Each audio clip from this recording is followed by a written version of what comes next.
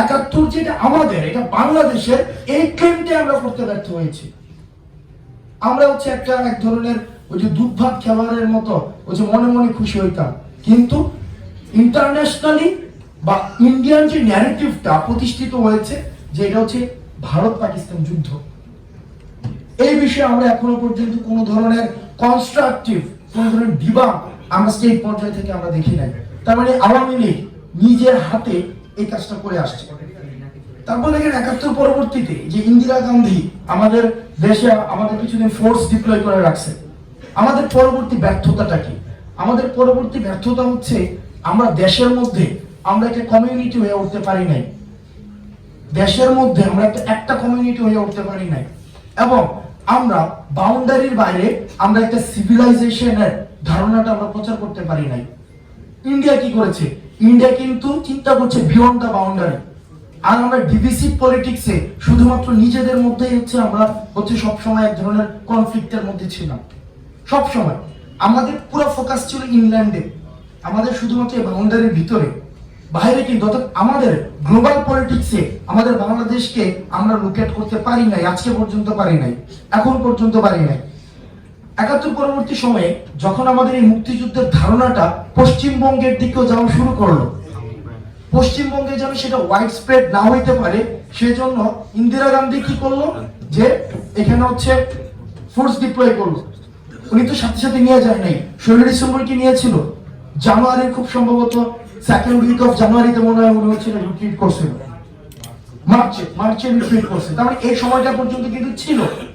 তখন শেখ মুজিব ইন্দিরা গান্ধীকে নিশ্চয়তা দিল যে না, আমরা এই যে আমাদের একটা আইডিয়া ক্রিয়েট হয়েছে, আমরা সবাই একটা কমিউনিটি হয়ে উঠবো, এই ধারণাটা আমরা বাউন্ডারির বাইরে যাইতে দিব না, আমরা সেটাকে পশ্চিমবঙ্গে যাইতে দিব না, যেটা হিস্ট্রিক্যালি যে ল্যান্ড আমাদের, যাদের সাথে আমাদের কালচারাল অ্যাটাচমেন্ট রয়েছে, যে মানুষগুলো আমাদের, আমরা কি হিমালয় থেকে এই যে বে পর্যন্ত এই ল্যান্ড কিন্তু আমাদের, আমাদের এই সিভিলাইজেশনের আমাদের। তার মানে শেখ মুজিব কি করেছে? আমাদের এই যে সিভিলাইজেশন হয়ে ওঠার যে ধারণাটা, এটাকে ব্র্যাকেট বন্ধি করেছে।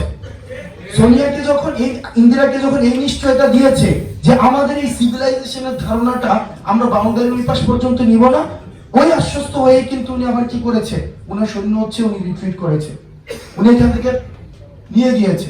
তো তার মানে এই যে আমরা না উঠতে পারলাম কমিউনিটি হয়ে আমাদের নিজেদের মধ্যে, আবার না উঠতে পারলাম দেশের বাইরে একটা সিভিলাইজেশনের ধারণা নিয়ে, আমরা সব সময় একটা ডিভিসিভ পলিটিক্সের মধ্যে ছিলাম। অলওয়েজ, একদম সব সময় আমাদের একটা ডিভিসিভ পলিটিক্স ছিল। আমার ব্যক্তিগত ধারণা, বাংলাদেশে মাইনরিটি বলতে কিছু আইডিয়াই নাই। মাইনরিটি শুধুমাত্র তারাই যারা বাংলাদেশ বিরোধী। মাইনরিটি কোন হিন্দু কখনো মাইনরিটি হইতে পারে না, কোন খ্রিস্টান কখনো মাইনরিটি হইতে পারে না, কোন বৌদ্ধ কখনো মাইনরিটি না, পাহাড়ে যারা থাকে তারা কখনো মাইনরিটি হইতে পারে না, চাকমা কোনো মাইনরিটি হইতে পারে না। তারা এই ভূখণ্ডের একদম সমান অধিকারভুক্ত মানুষ। মাইনরিটি তারাই যারা বাংলাদেশ ধারণায় বিশ্বাস করে না।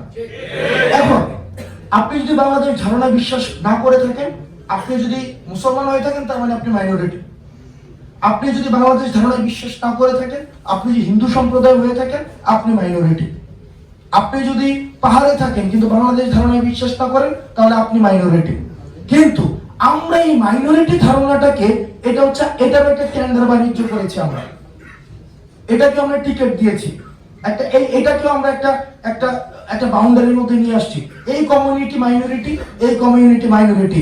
যখনই আমার ক্ষমতায় থাকার প্রয়োজন হয়েছে, এই minority majority play card create করে এই যে ভ্যাকুয়াম স্পেসের মধ্যে আমি আমার পলিটিক্সটা সেট করেছি, এবং ওই জায়গা থেকে ফ্যাসিজমের উৎপত্তি হয়েছে।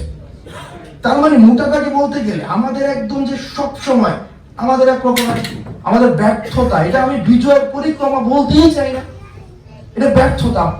প্রতিনিয়ত আমাদের সাথে প্রতারণা হয়েছে, আমরা প্রতারিত হয়েছি। এরপরে আমাদের 72 পরবর্তীতে কনস্টিটিউশন বানাইছে আমাদের জন্য। কনস্টিটিউশন নিয়ে অনেক কথাবার্তা হয়েছে, এটা স্রেফ একটা গার্বেজ ছাড়া কিছু নেই।